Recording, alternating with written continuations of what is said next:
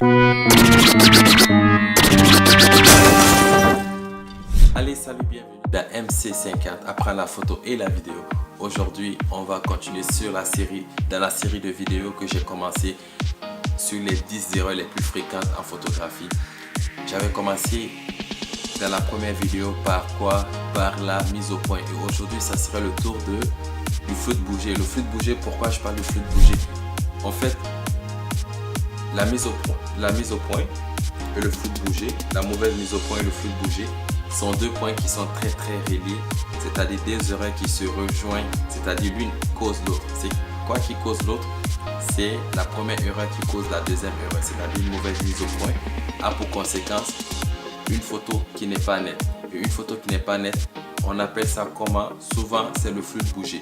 Le flou de bouger, pourquoi? Parce que le photographe n'est tout simplement pas prêt pour faire la photo.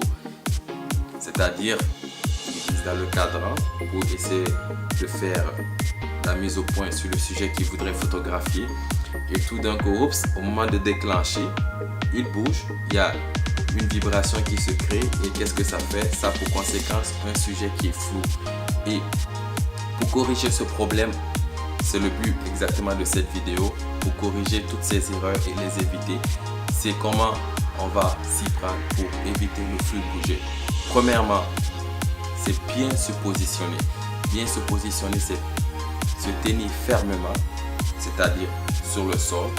Bien soutenir ses bras pour pouvoir prendre une photo sans bouger. Premièrement, on s'arrête, on écarte légèrement les deux jambes à la largeur de la hanche. On écarte légèrement pour être bien stable. Ensuite, on place les bras fermement contre notre tronc. On le pose fermement comme ça.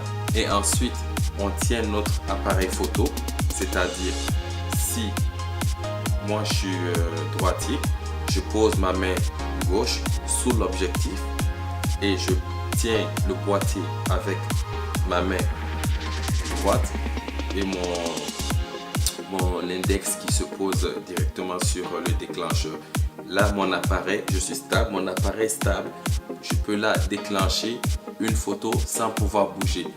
Mais cela à condition que je sois à une vitesse idéale pour ne pas créer le flou de bouger en appuyant sur le déclencheur. Ça, c'est aussi un autre problème qu'il faut savoir comment régler son appareil photo pour éviter cela.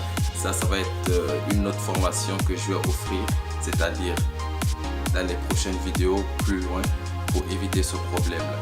Bon, je pourrais juste l'aborder de façon brève ici, tout de suite.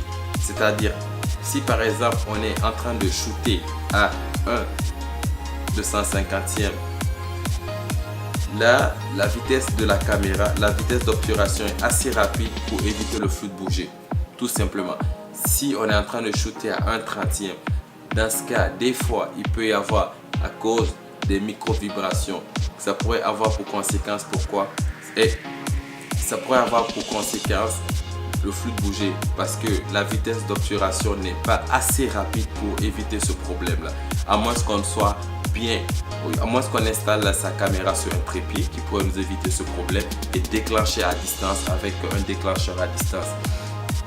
Donc le flou de bouger, tout simplement pour l'éviter, c'est de se tenir bien ferme, tenir son boîtier bien fermement et viser correctement, faire une bonne mise au point et déclencher. C'est dans ce cas, c'est comme ça tout simplement qu'on pourrait éviter le flou de bouger.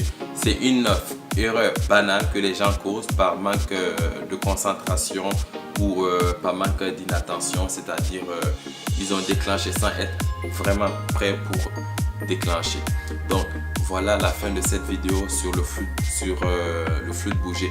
Donc n'oubliez pas, si vous avez aimé ma vidéo, likez, partagez et abonnez-vous surtout à ma chaîne.